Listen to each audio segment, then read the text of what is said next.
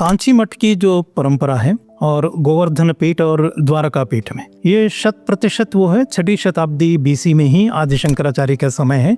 और एक और रोचक तथ्य ये है कि जो श्रृंगेरी परंपरा के जो उनके पास जो सोर्सेस अभी अवेलेबल है उसके अंदर 5 शंकराचार्यों की बात होती है। एक आदि शंकराचार्य, उज्ज्वल शंकराचार्य, उसके बाद अभिनव शंकर है, कृपा शंकर है, एक और है। तो ये 5 शंकराचार्यों की बात की जाती है। जो अभिनव शंकराचार्य है जिनकी जो तिथियां दी गई है वो 78 एडी में पैदा हुए थे और वो जो भी 30-35 वर्ष का जो उनके आयु था वो ये अभिनव शंकराचार्य। समस्या ये होती कि जो अभिनव शंकराचार्य की तिथियों को आदि शंकराचार्य के साथ जोड़ करके उन्होंने कहा कि यही है। ये क्यों ऐसा हुआ? क्योंकि उनकी समस्या है कि जब बुद्ध की तिथि को 1380 वर्ष आप आगे लेके आए तो बुद्ध और आदि शंकराचार्य के बीच में 1300 वर्षों का अंतर है। तो आप 483 बीसी में अगर बुद्ध निर्वाण है तो फिर आदि शंकराचार्य के समय 8वीं सदी के अलावा और कहीं बचता नहीं है।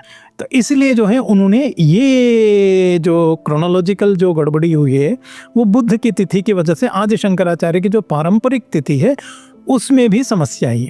और जहाँ तक परंपरा है श्रृंगेरी मठ की परंपरा जो आजकल जो 8वीं सदी में मानते हैं ये परंपरा 1960 से पहले नहीं थी। उनके यहाँ परंपरा है प्रथम सेंचुरी बीसी से है। और ये आप कुदली मठ भी है उनके पास भी ये तिथि है प्रथम सेंचुरी बीसी से है। ये जो प्रथम सेंचुरी बीसी वाले हैं ये द्वितीय शंकराचार्य है, उज्ज्वल शंकराचार्य। हाँ, ये जो है कम से कम 85 वर्ष से अधिक वर्ष तक वो जीवित रहे। कैसे? क्योंकि वो स्वयं देव्यापराध स्तोत्र में लिखते हैं कि मया 85 अधिकम अपनीते तो वयसी। मैं ये स्तोत्र जो है 85 ईयर्स से अधिक आयु आने के बाद मैं लिख रहा हूँ।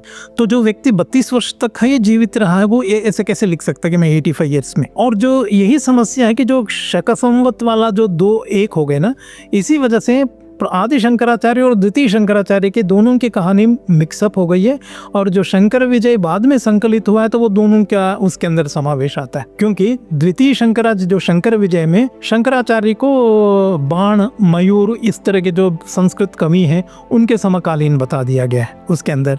और दूसरा उसके अंदर जो शंकराचार्य के अंतिम अवस्था में वो जो है एक भगंदर रोग से पीड़ित दिखाया गया है। लेकिन एक युवा व्यक्ति को ये नहीं होता, ये बहुत ही एज ओल्ड समस्या है। ये युवा व्यक्ति में हो नहीं सकता।